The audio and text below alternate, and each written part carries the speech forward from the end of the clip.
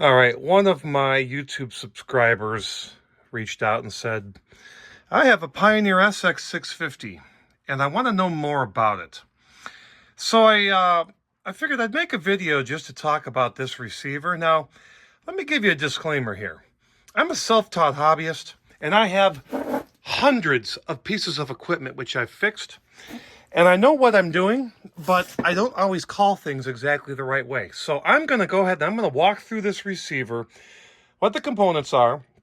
I'm going to talk about some things that you could do or should do if you run into an issue or you want to clean it up.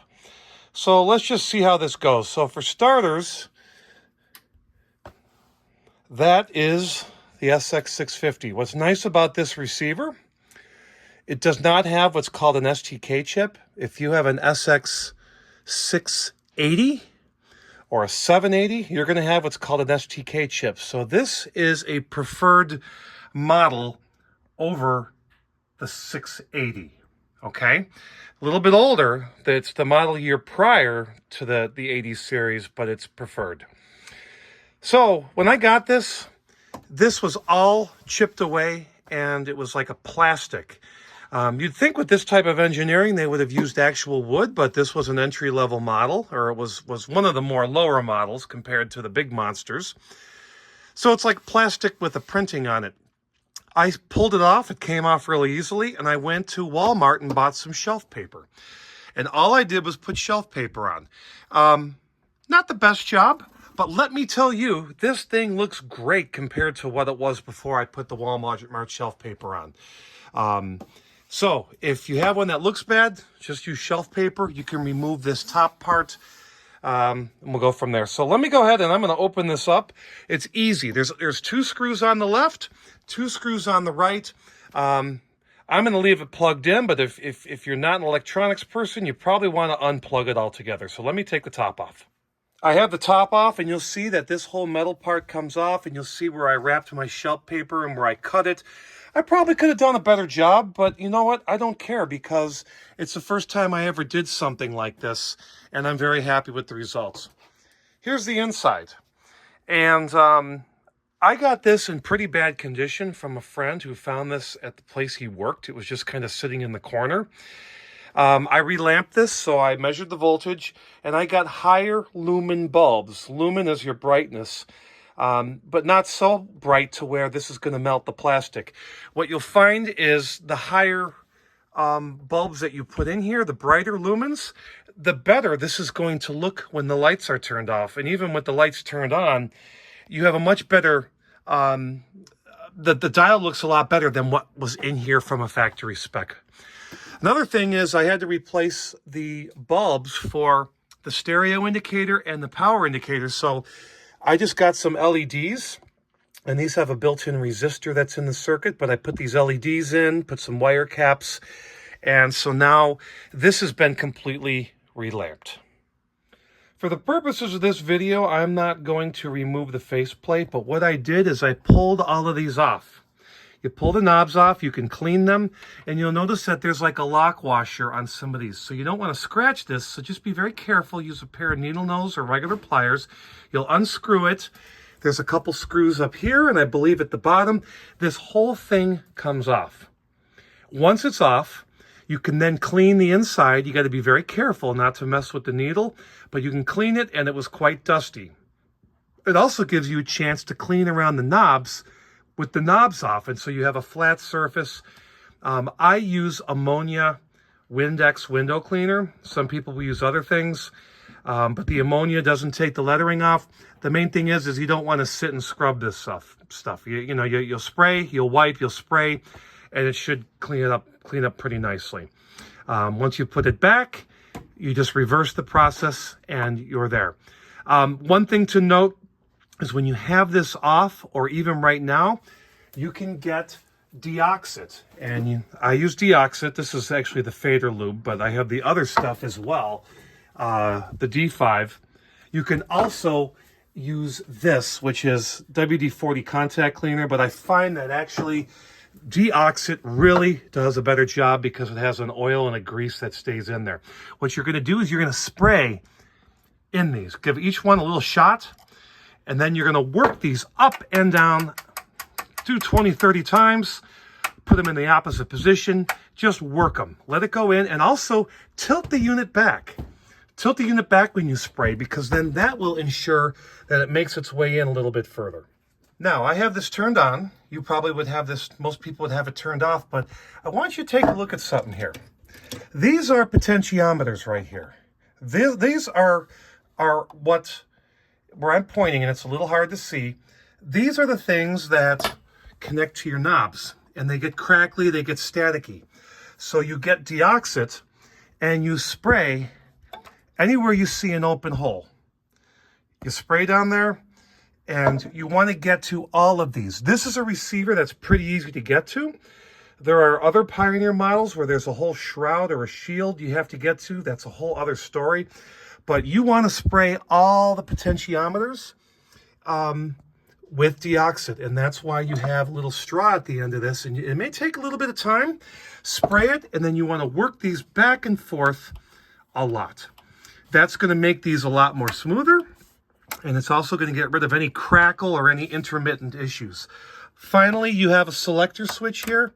This is a very complex wafer switch. What you can do is just spray on top of these things right here, and then you want to work it. And as you work it, it's going to clean off and make the contacts better. So this is the selector switch, and you go back and forth 20, 30 times. But that's what you do to clean this up inside. So that's just kind of some greens fees, some basic things. And then one thing I didn't mention earlier is if you're ever cleaning out and dusting a receiver, I don't strive for perfection, but I get a vacuum with a nozzle, hold the nozzle nearby, and you just use a paintbrush. Make sure you don't push anything too hard, but you just go through. You sometimes need a bigger paintbrush, go through the vents. Clean this as much as you can, and you'll see, you know, there's a little bit of dust in here. I probably didn't do the best job, and that's okay. But this one was not all that dirty to begin with. But anyways, you're going to clean this out as best as possible, and I would suggest using paintbrushes and just a vacuum, okay? And you may want to do that before you take the front off so that you don't get any dust in here. So the sequence of events here isn't necessarily in order. Okay, here's a couple of notes about the back here. So in general, you know, this has two inputs. It's got a tape 1 and a tape 2, phono and auxiliary. You got the AM rod antenna here. And before I go in to the inside of this, here's a recommendation I always make, and some people may or may not agree. When I'm using my receivers, unless I have two sets of speakers, I always use speakers B. Why would I use speakers B instead of speakers A? For this thing, which is 45 years old, somebody has probably unhooked and hooked speakers into A dozens of times, or maybe a few times, but these are the ones that have been used. B are most likely have not been used much, so I would rather put the stress on these. Now, I don't just mean stress by a push button perspective, but inside here, there's circuits and there's connections from one point to the next, including this knob here, which is the power button, and you choose whether you want speakers A or B. In theory, if you have used speakers A the entire life of this unit, there could be a little bit of breakdown or a little bit of thinning of some of the contacts. So my theory is use speakers B for the rest of its life. So that's why almost every demo, every video I do, you're always going to see me using speakers B, because I would rather touch those contacts, which are going to be more pristine, and I'd rather use the wire traces, the relay touches, if there are relay touches, and then the switches. Let's go ahead and burn speakers B in a little bit. All right, here's the inside of the 650, and this is pretty heavily integrated into a single board. Right back here we have the tuner, and in this tuner you can tell it's a tuner because of this and because of the string, and as you adjust the dial, the tuner adjusts, and that's called a tuning capacitor. Sometimes you need to replace the dial string. I've actually only had to replace the dial string once. if you do, take a lot of pictures, look at the windings. Sometimes the service manual will tell you, but this goes all over the place. And then you have to attach it to the actual indicator beacon. So just be careful if you ever have a hot soldering iron or you're working, not to mess with the tuner string. But anyways, this is the tuner circuit. I suspect inside here is probably the phono preamp. It's probably in here somewhere. If not, it's going to be down below here. This is probably, and I'm pretty certain that's where the tone board is going to be. And the tone board is all integrated with one board here. Some receivers will have a separate board that comes off, but down there are the capacitors for the tone board. And reason why I point out tone board capacitors is when you have trouble in bass and like you have the high filter and such, you're actually running audio through capacitors, and those are down there and not easy to get to. I've not taken this thing fully apart, but if I were a betting person, the whole bottom would come off, and then you could take this circuit board out. It would probably take a lot of work, especially if you're new at doing it, but you remove it, and then you could solder and do what's called a recap if it's needed. But this seems to be working just fine. I don't have any audio fidelity issues with it. Over here, we got the main transformer. This is what's supplying power to the entire unit. Pretty beefy transformer. I think this is only 35 watts a channel, but that's pretty big. And that's typical for 1970s receivers, is from what I've seen, is they are over-spec'd. And you turn this thing up, it's going to put out great power, and it's not going to get as hot or burn up as something that was made in the 80s or 90s. And then you have these two capacitors here. You're always going to see two big caps. Sometimes if these are bulging and it's not just the plastic part, you may need to replace them. These are in good shape. I'm not going to mess with them. This is 100% original.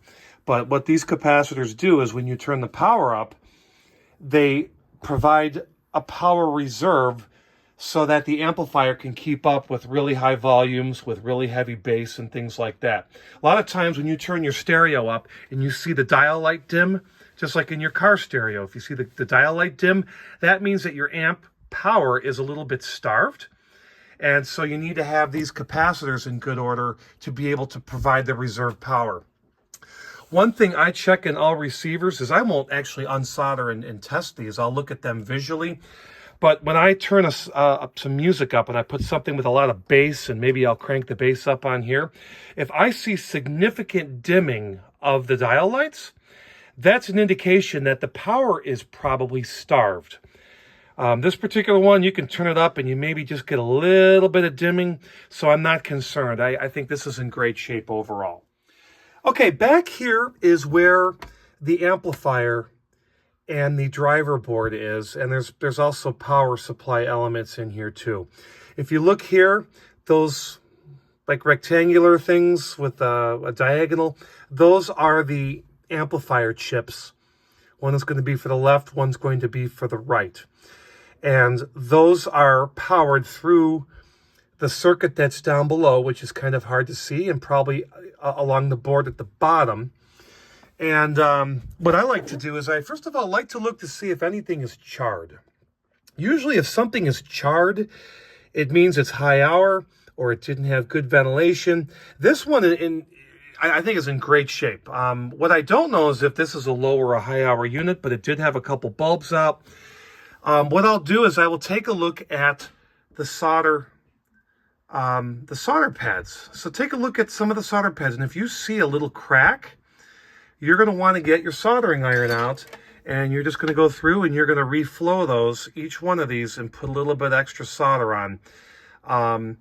This is one I have not messed with. It didn't need it, but I do see that from time to time. I will give a visual look and I'll be like, okay, this one's really charred and I see a little crack. Sometimes you can actually wiggle these. By the way, this is turned on.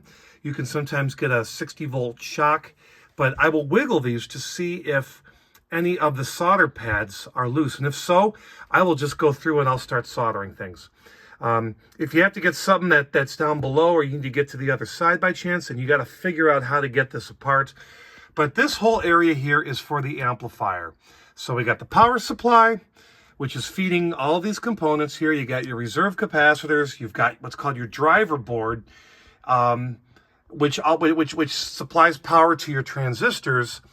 And then this is all being fed from your tone circuit, which is behind these knobs, which is integrated based on your selector circuit through this board here, which comes in through your inputs. There's going to be a phono preamp, and then you have your tuner circuit.